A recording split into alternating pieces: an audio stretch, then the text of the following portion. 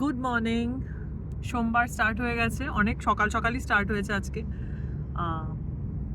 Monday means high cortisol রাশওয়ালা day.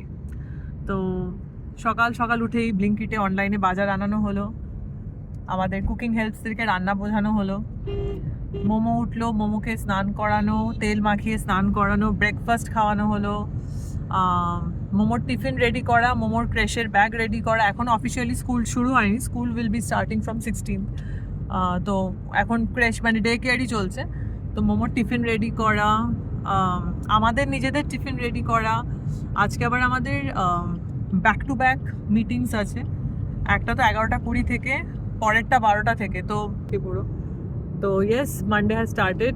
তাছাড়াও মানে ওয়াশিং মেশিনে জামা কাপড় কাচতে দেওয়া, পুজো দিয়ে বেরোনো।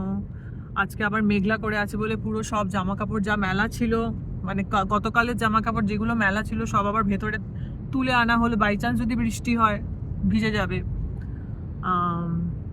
তো একটার পর একটা। অলরেডি 11টা বাজতে 8 মিনিট বাকি। এখন মোমোকে আমরা স্কুলে ছাড়বো,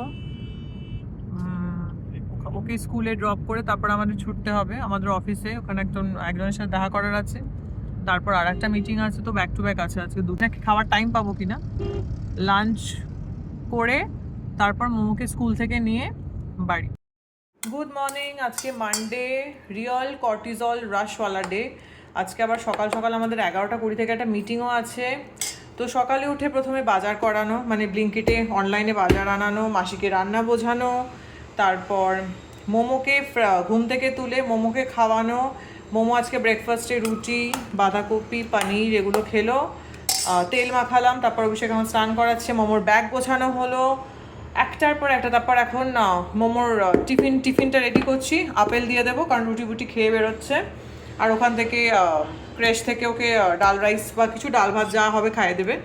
এটা আমার ব্রেকফাস্ট রেডি করছি, ওটস, দুধ, রুটি, মাল্টিগ্রেন রুটি, কলা, চিয়া সিডস। এটা আমার অভিষেক কী খাবে আমি এখনো জানি না, আমি জিজ্ঞেস করলাম, বলতে পারলো না। এই যে আজকে পনির বানিয়েছে, মেথি দিয়ে পনির অ্যান্ড বাঁধাকপি, অ্যান্ড তার সাথে তো রুটি থাকেই। এই মোমোকে ডেকে এনে দিয়ে আমরা পাহাড় থেকে নামছি, পাহাড় গিয়েই মোমো খেলতে আরম্ভ করলো আউটডোরে কার্পেটে, ওখানে সব গাড়ি টাড়ি, বড় বড় গাড়ি।